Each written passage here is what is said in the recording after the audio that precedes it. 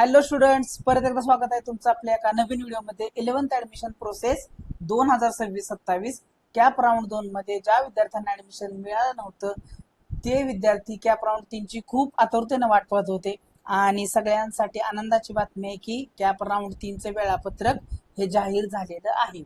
तर या व्हिडिओमध्ये आपण डिस्कस करणार आहोत की विद्यार्थ्यांना प्रत्येक दिवशी कॅप राऊंड 3 चालू असताना काय प्रोसेस करायची आहे, त्याच्यामध्ये 1 ते 10 कॉलेजेस कधी ऍड करायचे, त्याच्यानंतर अलॉटमेंट कधी लागणार, अलॉटमेंट लागल्यानंतर ऍडमिशनची प्रक्रिया कधी करायची, त्यासाठी कुठले डॉक्युमेंट्स लागणार आहेत, हे सर्वच्या सर्व डिटेल्स तुम्हाला या व्हिडिओमध्ये नक्की बघायला मिळणार आहेत। तर आपल्या व्हिडिओला आपण सुरुवात करूया। व्हिडिओला सुरुवात करत असताना सगळ्यात पहिल्यांदा आपल्या वेबसाईटला व्हिजिट करायचं आहे। वेबसाईटला व्हिजिट केल्यानंतर तुम्हाला काही नोटिफिकेशन्स पहिल्यांदा बघायला मिळतात ज्या 17 तारखेला प्रसिद्ध झालेले आहेत। तर पहिली नोटिफिकेशन काय आहे बघा, राऊंड कॅप आणि कोटा फेरी 3 विद्यार्थ्यांची नोंदणी आणि अर्ज भरण्याची प्रक्रिया 18/6/2026 रोजी दुपारी 3 वाजल्यापासून 20/6/2026 रोजी सायंकाळी 6 वाजेपर्यंत चालू राहणार आहे, अशी सर्व विद्यार्थ्यांनी नोंद घ्यायची आहे। सो सर्व विद्यार्थ्यांनी एक लक्षात ठेवा, आज आता हे रात्रीचे जवळजवळ 1 वाजलेले आहे, म्हणजे आजच दुपारी 3 वाजता आपली जी काय नवीन नोंदणी तसंच अर्ज भरण्याची प्रक्रिया ही आज दुपारी 3 वाजल्यापासून चालू होणार आणि ते संपणार कधी, ही डेट सगळ्यांनी लक्षात ठेवा। परत विद्यार्थी डेट संपला की परत प्रयत्न करायला जातात पण त्यांचा फॉर्म फिलअप होत नाही कारण डेट संपलेली असते। तर 20 तारखेला सायंकाळी 6 वाजता फॉर्म फिलिंग सगळं पार्ट 2 सगळा बंद होणार, ठीक आहे, हे लक्षात ठेवा। त्याच्यानंतर सगळ्यात महत्वाची गोष्ट, प्रवेश प्रक्रिया दुसरी जी नोटिफिकेशन आहे बघा, प्रवेश प्रक्रियेच्या पुढील टप्प्यासाठी नवीन नोंदणीकृत आणि आधीच नोंदणीकृत विद्यार्थ्यांनी भाग 2 चा अर्ज लॉक करणे आवश्यक आहे। आता होतं काय, बऱ्याच विद्यार्थ्यांचा प्रॉब्लेम काय, ते पार्ट 1 फिलअप करतात, लॉक करतात, पार्ट 2 मध्ये कॉलेजेस ऍड करतात आणि लॉक करायचा विसरून जातात, त्यामुळे त्यांना ते कॅप फेरीमध्ये पार्टिसिपेटच होत नाहीत। मग परत विद्यार्थी ओरडत बसतात की सर आम्हाला अलॉटमेंट झालेलं नाही। तर सर्व विद्यार्थ्यांनी एकच गोष्ट लक्षात ठेवा, कॉलेजेस ऍड केल्यानंतर तुम्हाला तो लॉक करायचा आहे, फॉर्म लॉक करायचा आहे, हे लक्षात ठेवा। आता आपण जाऊया, आपलं जे वेळापत्रक आहे ते आपल्याला बघायचं आहे। तर तुम्हाला ऍडमिशन शेड्यूल वरती क्लिक करायचं आहे। ऍडमिशन शेड्यूल वरती क्लिक केल्यानंतर बघा वरतीच ऍडमिशन शेड्यूल फॉर राऊंड 3 त्याला क्लिक करायचं आहे। क्लिक झाल्यानंतर आपल्याला एक पीडीएफ ओपन होते, ही पीडीएफ आपण डिटेलमध्ये समजून घेऊया, ठीक आहे, कारण याच्यामध्ये विद्यार्थी बहुत सारी गफलत करतात आणि त्यांना ऍडमिशन मिळत नाही, अलॉटमेंट मिळत नाही। हे बघा विद्यार्थ्यांनी तुम्हाला जर पहिल्यांदा हे आधी वेळापत्रक समजून घ्यावं लागेल, ठीक आहे। पहिल्यांदा बघा 18 तारीख सगळ्यात महत्वाचे कालावधी बघा, 18 तारखेला आपलं जे 18 तारखेला दुपारी 3 वाजल्यापासून 20 तारखेला संध्याकाळी 6 वाजेपर्यंत विद्यार्थी काय काय प्रोसेस करू शकतात हे तुम्हाला मी आता सांगणार आहे। आता बघा, हा जो राऊंड असणार आहे तो कॅप साठी पण असणार आहे आणि कोटासाठी पण असणार आहे। आणि अजून एक महत्वाची गोष्ट सांगतो, विद्यार्थी कॅप मधून पण फॉर्म भरू शकतो एकाच टायमाला आणि तो कोटामधून पण फॉर्म भरू शकतो, ठीक आहे, काही अडचण नाही, तुम्ही दोन्ही मध्ये अप्लाय करू शकतात। पण कोटामधून जर तुम्ही ऍडमिशन घेत असाल तर तुम्ही कशामधून घेताय, व्यवस्था मॅनेजमेंट मधून घेताय, इन हाऊस मधून घेताय का मायनॉरिटी मधून घेताय, हे चेक करून व्यवस्थित तुम्हाला भरावं लागणार आहे। पण नॉर्मली तुम्ही कॅप राऊंड मध्ये भरत असाल तर तुम्हाला काय अडचण येणार नाही, ठीक आहे। सर्व डिटेल्स मी तुम्हाला इथे सांगणार आहे। 18 तारखेपासून दुपारी 3 वाजल्यापासून विद्यार्थी काय करू शकतो, ज्या विद्यार्थ्यांनी अजून नोंदणी केलेली नाही ते विद्यार्थी नोंदणी करू शकतात, काही अडचण नाही। तसंच पार्ट 1 मध्ये जर तुमच्या काही चुका झाल्या असतील, मेलचं फिमेल झालं असेल, फिमेलचं मेल झालं असेल, कॅटेगरी फिलअप करत असताना चुकलं असेल किंवा स्पोर्ट्स कॅटेगरी तुमची ऍड करायची राहिली असेल किंवा काही जणांचे मार्क चुकीचे पडलेले असतील, सीबीएसई एखादा विद्यार्थी असेल तर ते आपले पार्ट 1 मध्ये चेंजेस करू शकतात, काही अडचण नाही, ठीक आहे। आपला ऍड्रेस चुकला असेल हे सर्व तुम्ही पार्ट 1 मध्ये दुरुस्त करू शकता।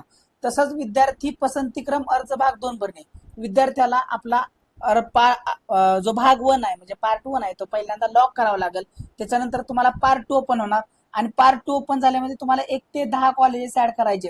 विद्यार्थी मित्रांनो, तुम्हाला सांगायची सगळ्यात महत्वाची गोष्ट म्हणजे आपल्या नियमित फेरी 3 आहेत असं आपल्या माहिती पत्रकात ब्राउझर मध्ये ऑलरेडी दिलेलं आहे, त्यामुळे ही तिसरी फेरी आहे बघा, नियमित फेरी।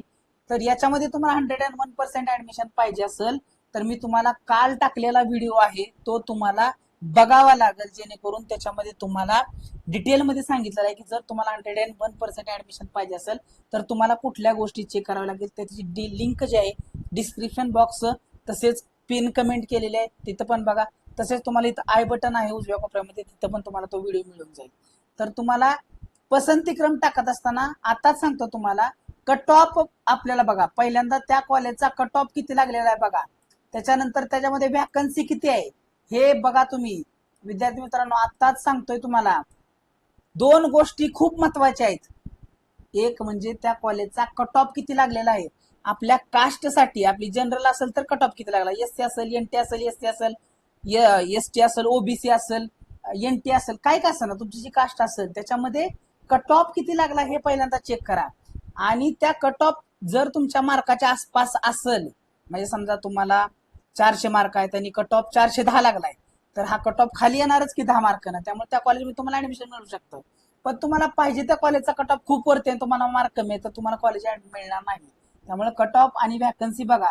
एखादं कॉलेज तुम्हाला पाहिजे तिथं तुम्हाला तिथं व्हॅकन्सीच नाही आहे, व्हॅकन्सी संपल्या, तर तुम्ही ऍडमिशन घेऊ शकता का, नाही घेऊ शकत. त्यामुळे कट ऑफ आणि व्हॅकन्सी बघा. याच्यावरती मी वाटलंच तर अजून एक व्हिडिओ अपलोड करतो. ठीक आहे, चला पुढे जाऊया. विद्यार्थ्यांना त्यांच्या पसंतीक्रम, गुण आणि अर्जामध्ये दिलेल्या आरक्षणानुसार कनिष्ठ महाविद्यालय दिले जातील.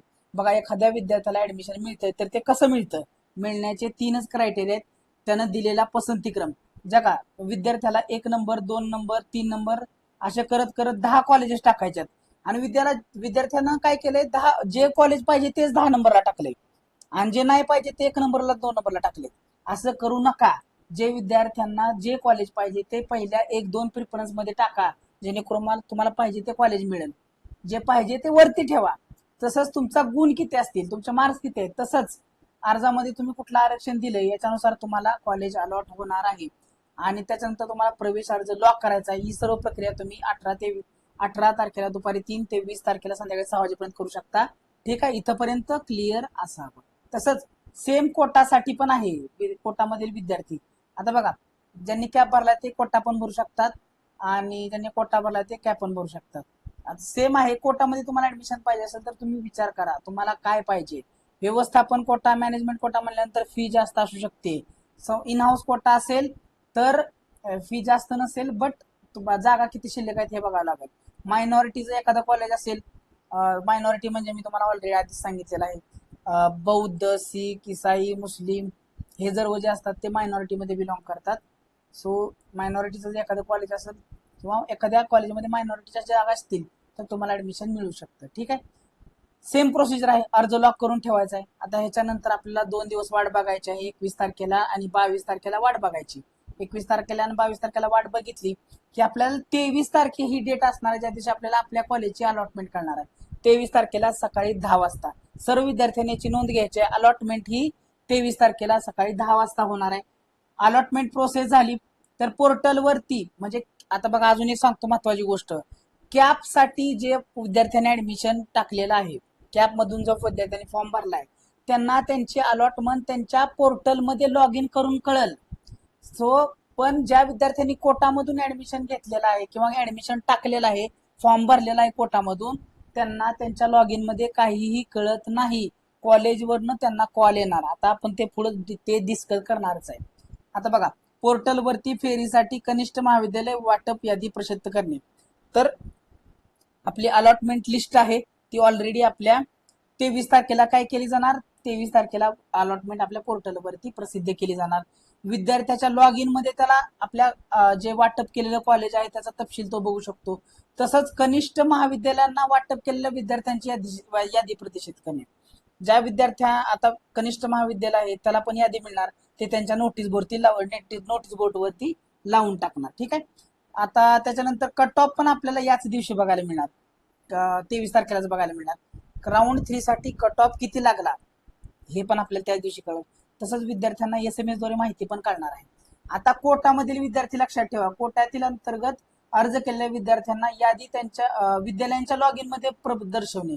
म्हणजे हे यादी प्रसिद्ध कुठं होणार, विद्यालयाच्या लॉग इन मध्ये. तुम्ही हे डिटेल बघू शकत नाही.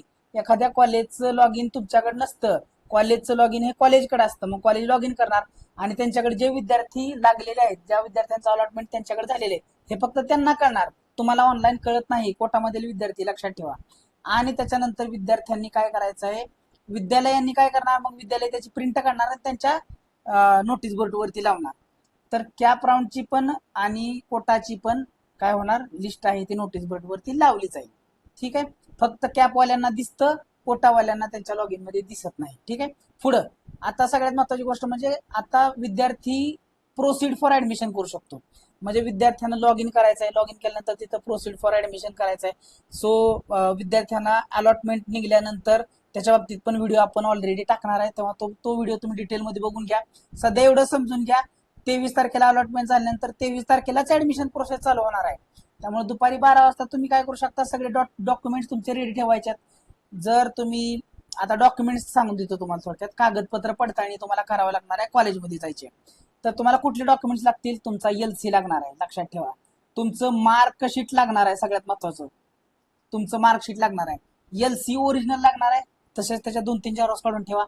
मार्कशीट जे आहे त्याचे झेरॉक्स लागणार आहे. तुमचं आधार लागणार आहे, सगळ्यात महत्वाची गोष्ट. सो तुमचं आधार कार्ड घेऊन जायला विसरू नका. काय लागणार तुम्हाला, आधार लागणार आहे. तसंच जे विद्यार्थी OBC मध्ये आहेत त्या विद्यार्थ्यांना कास्ट सर्टिफिकेट लागल. तसंच त्यांना NCL लागणार आहे, NCL म्हणजे नॉन क्रिमिलियर लागणार आहे. तसंच विद्यार्थ्याला त्याचे फोटो लागणार आहेत. सो P म्हणजे फोटो, लक्षात ठेवा. हे बघा, LC लिव्हिंग सर्टिफिकेट, शाळा सोडल्याचा दाखला, मार्कशीट लागणार आहे, आधार कार्ड लागणार आहे. आधार कार्ड कळालं, त्याच्यानंतर आपल्याला कास्ट सर्टिफिकेट, नॉन क्रिमिलियर आणि फोटो लागणार आहेत, हे लक्षात ठेवा. तसंच सगळ्यात महत्वाची गोष्ट, जाताना फी घेऊन जावा, नाहीतर तुम्ही तसंच जाशीला. जाताना जे विशुल्क असेल, जी काही फी असेल ती फी घेऊन जायची आहे. तर फी तुम्हाला तिथं तुमच्या लॉग इन मध्ये तुम्हाला समजवलं आहे, ह्या कॉलेजला फी किती एडेड आहे, कसं आहे, त्याच्यानुसार फी भरायची आहे तुम्हाला. आणि समजा ही प्रोसेस चालू असताना, ही प्रोसेस कधीपर्यंत असणार आहे, 23 जून ते 25 जून. 25 जूनला संध्याकाळी 6 वाजेपर्यंत विद्यार्थी ऍडमिशन करू शकतात. सो आपल्याकडे बघा, 23 ची तारीख आहे, 24-25 3 दिवस आपल्याकडे अवेलेबल असणार आहेत. आता कोटामधील विद्यार्थी, विद्यालयांनी प्रवेशासाठी पात्र विद्यार्थ्यांना संपर्क करणे, विद्यार्थ्यांना कॉल करणार, कॉलेज कॉल करणार की बाबा आमच्याकडे तुमची अलॉटमेंट झाली, आमच्याकडे या, तुमचे डॉक्युमेंट घेऊन या. हेच सेम डॉक्युमेंट सगळे लागणार आहेत कोटामधल्या विद्यार्थ्यांना सुद्धा. मग विद्यार्थ्यांनी जायचं, आपला कागदपत्र त्यांची पडताळणी करायची, फी भरायची आणि आपला कॉलेज हे कन्फर्म करायचं आहे. ठीक आहे, ऍडमिशन कन्फर्म करायचं. आता सगळ्यात महत्वाची गोष्ट, बऱ्याच विद्यार्थ्यांना न आवडीचं कॉलेज मिळू शकतं. त्या विद्यार्थ्यांनी काही करायची गरज नाही, प्रोसीड फॉर ऍडमिशन करू नका, काही करू नका. 25 तारखेला जेव्हा तुमची ती डेट संपून जाते, 6 वाजता संपलं की तुमची ती सीट जी आहे ती आपोआप अनरिझर्व होऊन जाते. ठीक आहे, काय अडचण नाही. तसंच काही विद्यार्थी जर त्याच्या फॉर्म मध्ये चुका असतील तर कॉलेज त्यांचा प्रवेश रद्द करू शकतं, हे पण तुम्ही लक्षात ठेवा. त्याच्यानंतर बघा, 26 तारखेला तुम्हाला 4थ्या फेरीचं वेळापत्रक हे जाहीर केलं जाईल. आज आहे दिनांक 18, तर अजून 8 दिवसांनी 4थ्या फेरीचं वेळापत्रक जाहीर केलं जाईल. आणि 4थी फेरी तुम्हाला माहित आहे, 4थी फेरी ही ओपन टू ऑल असणार आहे. त्यामुळे ओपन टू ऑल फेरीमध्ये कुठल्याही प्रकारचं रिझर्वेशन लागत नाही. तुमचे फक्त गुण जेवढे आहेत, तुमचे मार्क्स आहे, मेरिट बेसवरती ऍडमिशन हे होत असतं. त्याच्यानंतर बघा, 27 तारखेला तुमच्या रिक्त जागा प्रदर्शित केल्या जातील. अशा प्रकारे सर्व वेळापत्रक आहे. या वेळापत्रकामध्ये किंवा ऍडमिशनच्या बाबतीत कुठलीही डाऊट असेल तर विद्यार्थी मला काय करू शकतात, विद्यार्थी मला मेसेज करू शकतो. इंस्टाग्रामवरती तो आपलं मेसेज करा किंवा तुम्ही आपल्या युट्यूबच्या कमेंट बॉक्समध्ये तुम्हाला विचारू शकता जर काय अडचण असेल तर. आय थिंक एवढी सगळी माहिती तुम्हाला समजलेली आहे. व्हिडिओ थोडा मोठा झाला, पण डिटेलमध्ये मी तुम्हाला माहिती सांगितलेली आहे, कारण विद्यार्थ्यांनी बऱ्याच चुका केलेल्या आहेत कॅप राऊंड 2 भरत असताना. ठीक आहे, आय होप सगळ्यांना माहिती समजलेली आहे. भेटूया आपण लवकरच एका नवीन व्हिडिओमध्ये. Thank you one and all for listening patiently. Bye bye, take care.